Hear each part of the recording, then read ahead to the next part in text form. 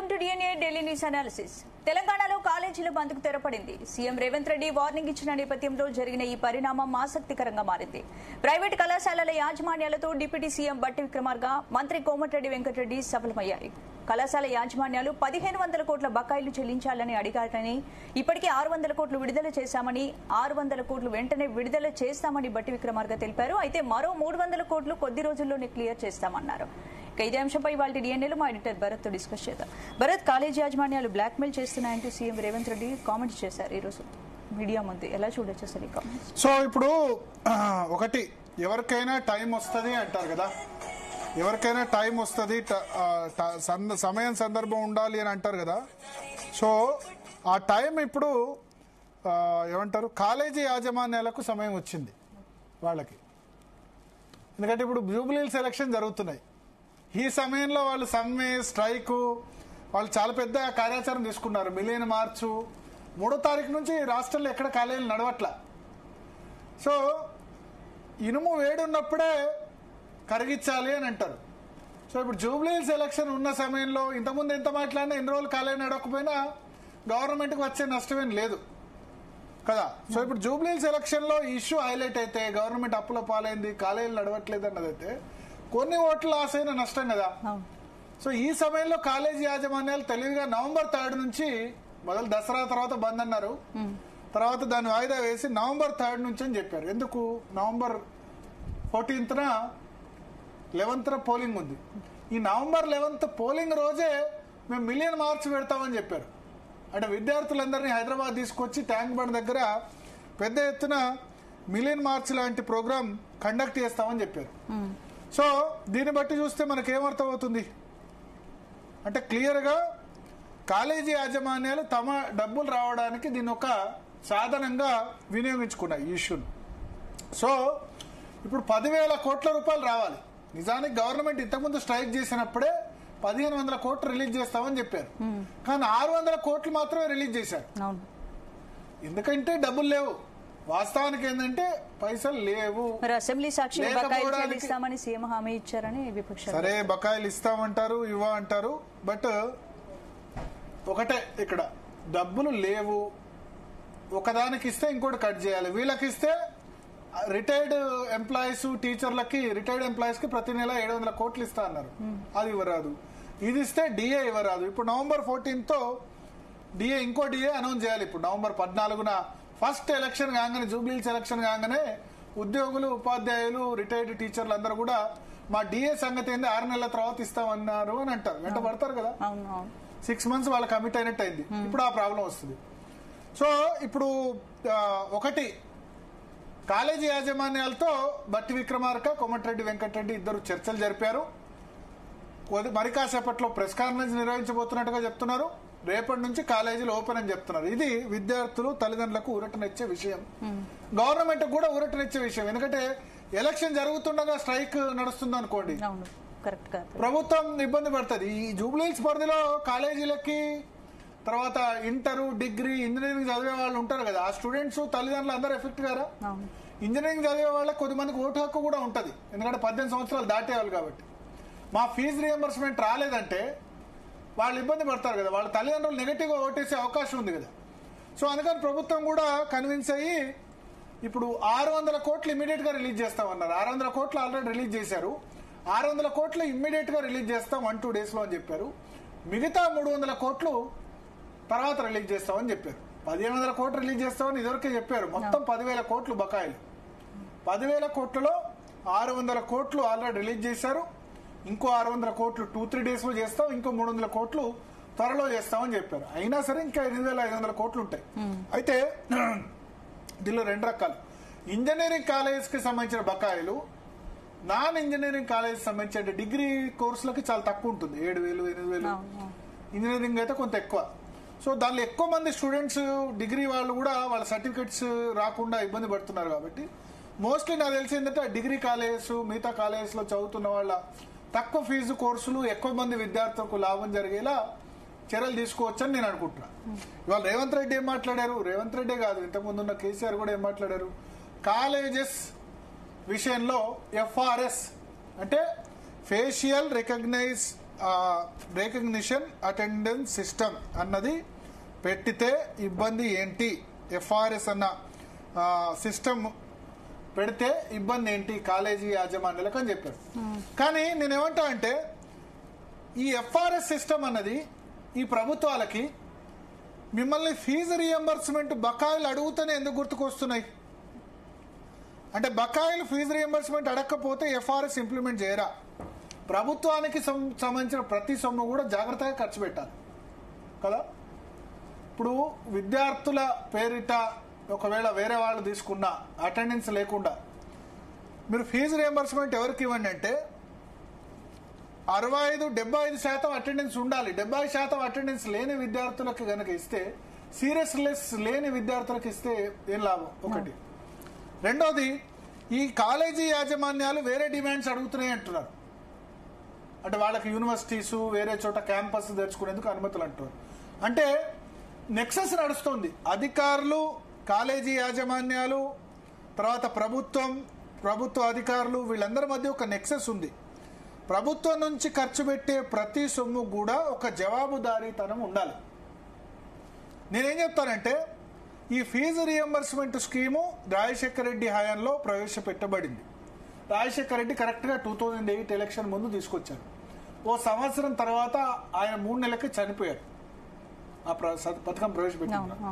అప్పటి నుంచి కూడా రోషయ్య, కిరణ్ కుమార్ రెడ్డి హయాం నుంచి కూడా ఈ ఫీజు రియంబర్స్మెంట్ పథకం అన్నది ఆలస్యం జరుగుతూనే వస్తుంది. ఇవాళ నేను కేటీఆర్ని ఇంటర్వ్యూ చేశాను. బహుశా ఇవాళ రాత్రి రేపు ఉదయం నుంచి టెలికాస్ట్ అవుతుంది. దాని గురించి ఆయన ఏమంటారంటే, మాకు కూడా కిరణ్ కుమార్ రెడ్డి హయాంలో 3,200 కోట్ల రూపాయల బకాయిలు ఇచ్చి వెళ్లారు, మేము కట్టలేదా? 20,000 కోట్ల రూపాయల బకాయిలు మేము బీఆర్ఎస్ మా 10 సంవత్సరాల్లో 20,000 కోట్ల రూపాయల ఫీజు రియంబర్స్మెంట్ మేము చెల్లించాం. వీళ్ళు ₹1 కూడా చెల్లించలేదు 22 నెలల్లో. ఈ బకాయిలు అన్నది కామన్, దాన్ని కూడా చేయలేరా అని వాళ్ళు అంటారు. కాంగ్రెస్ ఏమో వీళ్ళంతా అప్పుల రాష్ట్రం చేశారు, మా దగ్గర లేదు అంటారు. సో ఇక్కడ ఈ ఫీజు రియంబర్స్మెంట్ కు సంబంధించి నేనేమంటానంటే, ఫ్రీబీస్ విద్య అన్నది చాలా మంచి ఫ్రీబీ. విద్య, ఆరోగ్యం రెండు కూడా, హెల్త్, ఎడ్యుకేషన్ రెండు ఫ్రీ ఇవ్వడం అన్నది ఏ రాష్ట్రానికైనా ఏ దేశమైనా చేయదగ్గది. విద్య మీద పెట్టిన ఖర్చు మళ్ళీ రిటర్న్ వస్తుంది. మీరు ఎగ్జాంపుల్, కళ్యాణ్ లక్ష్మి, షాదీ ముబారకో ₹1,00,000 ఇస్తే ఏం చేస్తారు వాళ్ళు? పెళ్లికి ఖర్చు పెడతారు, పెళ్లిలో భోజనాలకు, ఆడంబరాలకు ఖర్చు పెడతారు కదా. దానివల్ల ఏమైనా కొత్తగా రెవెన్యూ జనరేట్ అవుద్దా? కానీ ఒక విద్యార్థి చదువుకున్నాడు అనుకోండి, ఇంజనీరింగ్ డిగ్రీ చదువుకున్నాడు అనుకోండి, అతను సంపాదిస్తే మన రాష్ట్రంలోనే సంపాదించేది. పోనీ వేరే దేశం పోయినాడు, అమెరికాను ఇంకా వేరే దేశం పోయి చదువుకున్నాడు అనుకోండి, అక్కడి నుంచి అయినా పైసలు మళ్ళీ ఇక్కడ తల్లిదండ్రులకు వీళ్ళకు పంపించాల్సిందే కదా. తర్వాత చదువుకున్న వాళ్ళకి సంపాదించే సొమ్ము మళ్ళీ ట్యాక్సెస్ ఈ రాష్ట్ర ప్రభుత్వానికి వస్తాయి, ఇక్కడే ఉంటారు కాబట్టి ఒక ఎడ్యుకేటెడ్ చేస్తే గనక, ఎడ్యుకేటెడ్ ఫ్యామిలీ జాబ్ వచ్చి మంచిగా డబ్బులు సంపాదించి స్పెండ్ చేస్తే అది ఈ మన రాష్ట్రంలోనే స్పెండ్ చేయాలి. కానీ భరత్, ప్రైవేట్ కాలేజెస్ డిమాండ్స్ జెన్యూనా లేక పొలిటికల్ ప్రెషర్స్ తో ఉన్నాయా? అంటే జెన్యూనే. ఇప్పుడు వాళ్ళు 3 సంవత్సరాలుగా రాలేదు, వాళ్ళ దగ్గర పనిచేసే టీచర్లు, లెక్చర్లకు ఇవ్వాలా వద్దా? ఇవ్వాలి కదా, జెన్యూనే కాదన్న. కానీ కొన్ని కాలేజీలు కేవలం ఫీజు రియంబర్స్మెంట్ కోసం అన్నట్టుగా వ్యవహరిస్తున్నాయి. వాళ్ళకి వేరే లేదు, ఇంకా ఫీజు రియంబర్స్మెంట్ కోసమే కాలేజీలు ఏర్పాటు చేశారు. అటువంటి కాలేజీని అరికట్టాలి. రెండవది, మీకు ఎక్కువ ఖర్చు అవుతుంది, ఇంజనీరింగ్లో ఎక్కువ ఖర్చు అవుతుంది. రాష్ట్రంలో ప్రతి సంవత్సరం 1,00,000 మంది ఇంజనీర్లు తయారవుతున్నారు. 1,00,000 మంది. ఈ 1,00,000 మందిలో 90,000 మంది ఐటీ, కంప్యూటర్ సైన్స్ ఇంజనీర్లు తయారవుతున్నారు. దీనిలో పాస్ పర్సంటేజ్ 40% కూడా ఉండదు. డైరెక్ట్గా పాస్ కాంది ఏ టీసీఎస్ఓ ఏ ఇన్ఫోసిస్ ఉద్యోగం ఇవ్వదు. అంటే మీకు 1,00,000 మంది ఇంజనీర్లు, 1,00,000 మంది కంప్యూటర్ సైన్స్ ఇంజనీర్లు ఒకటే సంవత్సరం అవసరమా? అంతమందికి జాబ్ ఇవ్వలేం కదా. Civil engineering, mechanical engineering, food technology, automobile, దీనిలో ఎవరు చదవట్లే. అందరూ అయితే సిఎస్ లేకపోతే ఐటీ, ఇప్పుడు కొత్తగా ఏ వచ్చింది, ఈ మాత్రం చదువుతున్నారు. దానిలో పాస్ పర్సంటేజ్ చూసుకుంటే చాలా తక్కువ. మెజారిటీ ఆఫ్ ఫీజు రియంబర్స్మెంట్ దీనికి పోతుంది. నేనేమంటానంటే, అసలు ఇంజనీరింగ్ క్వాలిఫై కాని వాళ్ళు కూడా ఈ ఈ ఇంజనీరింగ్ చదవడం అవసరం? 1,00,000 ర్యాంక్ వచ్చినోడు కూడా ఫీజు రియంబర్స్మెంట్ ఎందుకు ఇవ్వాలి?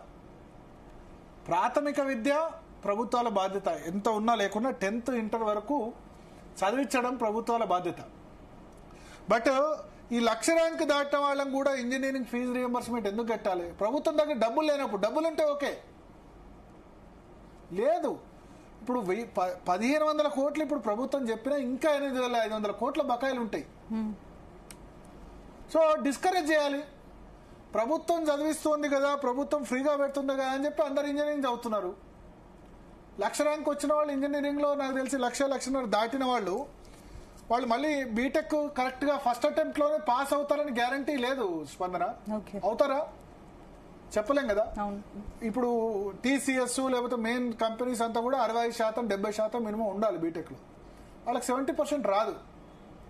75% అటెండెన్స్, కాలేజీ అటెండెన్స్ కూడా లేని వాళ్ళకు ఇవ్వాల్సి వస్తుంది. సో అందరినీ ఇంజనీరింగ్ ఎందుకు, అసలు చదువు వద్దనట్లే డిస్కరేజ్ చేయండి. ఆ ఇంజనీరింగ్ సంబంధించి డిస్కరేజ్ చేసి మీరు బీటెక్ బదులు వాళ్ళు డిగ్రీలో వేరే కోర్సులు, వాళ్ళకి నచ్చిన కోర్సులు, చాలా స్కిల్డ్ కోర్సెస్ ఉన్నాయి, మెకానికల్ సంబంధించిన కోర్సెస్ ఉన్నాయి, వేరే కోర్సులో మళ్ళించండి. ట్రెడిషనల్ డిగ్రీలో హోటల్ మేనేజ్మెంట్ చేయించండి, టూరిజం మేనేజ్మెంట్ చేయించండి. ఇటువంటి కోర్సులు అయితే ఫీజులు కూడా తక్కువైతాయట కదా. ఎందుకంటే ఇప్పుడు ఇంజనీరింగ్ కాలేజీలో అయితే చాలా ఫెసిలిటీస్ ఏఐసిటి నామ్స్ ప్రకారం నడవాలి, ఫీజు ఎక్కువ ఖచ్చితంగా కట్టాల్సి ఉంటుంది. వాసవి, సిబిఐటి లాంటి కాలేజీలో అయితే 10,000 ర్యాంకు లోపల వచ్చినా ఎంత ఫీజు ఉంటే అంత కట్టాల్సి వస్తుంది, 1,00,000 2,00,000. 1,00,000 ర్యాంక్ వచ్చిన వాళ్ళని ఇంజనీరింగ్ చదవడం, దాన్ని ఏం చేయాలంటే దాన్ని అంత ఉన్న వాళ్ళని 1,00,000 ర్యాంక్ వచ్చిన వాళ్ళని ఇంజనీరింగ్ చదవాలని డిస్కరేజ్ చేసి మీరు చేయండి. చేసి వాళ్ళని ట్రెడిషనల్ కోర్సెస్ అయితే ప్రభుత్వానికి ఆదా అవుతుంది, వాళ్ళు కూడా ఏదో ఒక రకంగా ఉద్యమం చేస్తారు. ఇప్పుడు బీటెక్ చదివి వాళ్ళు ఎటు కాకుండా పోతున్నారు, బీటెక్ చదివి బీటెక్ చేయట్లేదు, ఇంకా వేరే దానిలో పోతున్నారు, డిస్కంటిన్యూ అవుతున్నారు. సో అటువంటిది అయితే ప్రభుత్వానికి కాదా, వాళ్ళకు కూడా ఒక తొవ్వ చూపినట్టు అవుద్ది. వాళ్ళు ఎందుకు పోతున్నారు ఆ తొవ్వలో? వాళ్ళ తల్లిదండ్రులు అందరూ బీటెక్ చదువుతున్నారు, నువ్వు బీటెక్ చదవా అంటున్నారు. కానీ వాళ్ళు బీటెక్ చదివి పొడిచేదేం లేదు అక్కడ. వాళ్ళకి ఇంట్రెస్ట్ ఉన్న సబ్జెక్టు తల్లిదండ్రులు కూడా చదవనివట్లా. ఆర్ట్స్లో ఇంట్రెస్ట్ ఉన్నా సరే, కామర్స్లో ఇంట్రెస్ట్ ఉన్నా సరే, ఇప్పుడు ఢిల్లీ, ముంబై ఎక్కడ పోయినా బిజినెస్, ఆర్ట్స్, కామర్స్. మన దగ్గరే ఇంజనీరింగ్ పిచ్చి. ఆర్ట్స్ కామర్స్ చదివిన వాళ్ళకి ఆర్ట్స్ కామర్స్ అయినా ఎంబీఏలు కూడా తక్కువైపోయినాయి. ఇప్పుడు ఇంతకుముందు ఎంబీఏ ఎంసీఏ చేసేవాళ్ళు ఇప్పుడు చేయట్లేదు. బీటెక్ రాగానే ఉద్యోగం, అందరు సాఫ్ట్వేర్ ఇంజనీర్లు అయిపోవాలి, ఇంకా వేరే ప్రపంచంలో సాఫ్ట్వేర్ ఇంజనీర్ తప్ప వేరే ఉద్యోగం లేదనే విధంగా మన తెలుగు రాష్ట్రాల్లో తయారైపోయింది. అట్లా కాకుండా వేరే కోర్సులు, వాళ్ళకి నచ్చిన కోర్సులు, వాళ్ళు బీటెక్లో క్లియర్ చేసిన బీటెక్లో వాళ్ళకి బీటెక్ కాకుండా వాళ్ళకి ఇంట్రెస్ట్ ఉన్న కోర్సులు చేస్తే, బీటెక్ చదివి మన జర్నలిజం వైపు వచ్చిన వాళ్ళు కూడా ఉన్నారు. ఎందుకంటే నేను అడుగుతా, బీటెక్ చదివి ఇంటర్వ్యూకి ఎందుకు వచ్చారంటే మాకు ఇంట్రెస్ట్ ఈ ఫీల్డ్లోని. సో బీటెక్ చదివి జర్నలిస్ట్ చదివితే బదులు వాళ్ళు జర్నలిజం కోర్సులో చేస్తే అయిపోద్ది కదా, ఇంకా సానపడతారు కదా, కోర్సు నేర్చుకుంటారు కదా. అని చేస్తే ప్రతి ఒక్కళ్ళు సాఫ్ట్వేర్ ఉద్యోగమే చేయాలి అన్న విధంగా తయారైంది. సో అందుకనే దానివల్ల క్వాలిటీ దెబ్బతింటోంది, స్కిల్స్ దెబ్బతింటోంది. సో ఒకసారి చూద్దాం బట్టి విక్రమార్క ఏమంటారో ఆయన ఈ దీనికి సంబంధించి ఒకసారి విందాం. ప్రైవేట్ కాలేజ్ సంబంధించిన ఫీజు రియంబర్స్మెంట్ అంశానికి సంబంధించి ఈరోజు కళాశాల యాజమాన్యాలు, ముఖ్యంగా వారి అసోసియేషన్ ఫాతి సంబంధించి వారందరితో కూర్చొని మాట్లాడటం జరిగింది. వారికి గతంలో చెప్పినట్టు 1,200 కోట్లకు సంబంధించి 600 కోట్లు గతం రిలీజ్ చేశాం, ఇంకో 600 కోట్లు రిలీజ్ చేయమని అడిగారు. ఈ నెలలో దానికి సంబంధించి వెంటనే 2-3 రోజుల్లో వాటి పరిష్కారం చేస్తూ అదనంగా ఇంకో 300 కోట్లు కూడా, అంటే మొత్తంగా 1,500 కోట్లకు సంబంధించి వారు అడగటం జరిగింది. తప్పనిసరిగా వాటిని పరిష్కారం చేసే దిశలో ఒక యాక్షన్ ప్లాన్ కూడా ప్రకటించి వారికి చెప్పడం జరిగింది. దీన్ని సానుకూలంగా వారు కూడా స్పందించి అర్థం చేసుకొని ఇప్పటికే వారు కళాశాల బంద్ సంబంధించి 3వ తారీఖు నుంచి ప్రకటించి బంద్లో పెట్టినటువంటి వ్యవస్థని భవిష్యత్తులో ఆ బంద్ను కంటిన్యూ చేయాలనుకున్నటువంటి ఆలోచన కూడా ఈ చర్చల ద్వారా తీసుకున్న నిర్ణయం ద్వారా వారు విరమించుకోవటమే కాకుండా వారు అనుకుంటున్నటువంటి 8th నాడు ప్రపోజ్ చేసుకున్న ఫ్యాకల్టీ మీటింగ్ కానీ లేకపోతే 15th నాడు స్టూడెంట్స్ తో పెట్టుకున్నటువంటి మీటింగ్ కానీ వీటన్నిటి కూడా విరమించుకుంటున్నట్టుగా.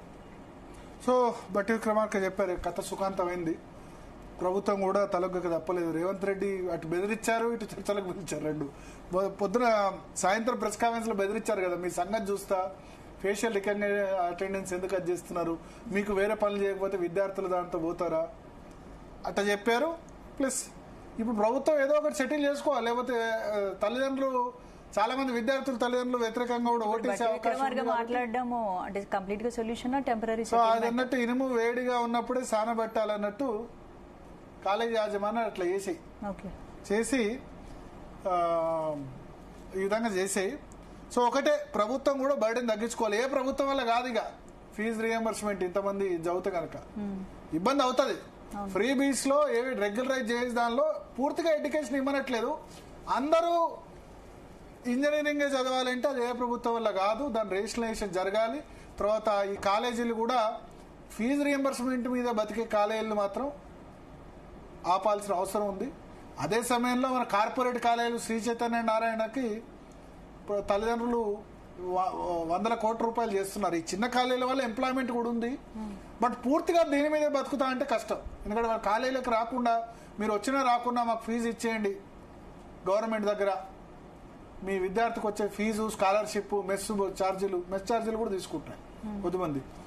అవన్నీ అరికట్టాల్సిన అవసరం ఉంది. మొత్తానికి దీన్ని సరళీకృతం చేయాల్సిన అవసరం ఉంది. ఫీజు రియంబర్స్మెంట్ విషయంలో ప్రక్షాళన చేయాల్సిన అవసరం ఉంది. ప్రభుత్వం ఏదైతే కమిటీ వేసిందో ఆ కమిటీ వేయడం కూడా మంచి పరిణామం అంటారు. అయితే ఒకసారి జూబ్లీహిల్స్ ఎన్నికల ప్రచారంలో కేటీఆర్ మాట్లాడుతున్నారు, లైవ్ చూద్దాం. 10 ఏళ్లు, దాదాపు 10 ఏళ్లు, 9.5 ఏళ్లు అధికార పార్టీగా మీకు సేవలు అందించినాం. 2023 డిసెంబర్లో ఎలక్షన్లు అయితే ఆనాడు హైదరాబాద్ మహానగరంలో మీరెవ్వరూ కూడా ఒక్క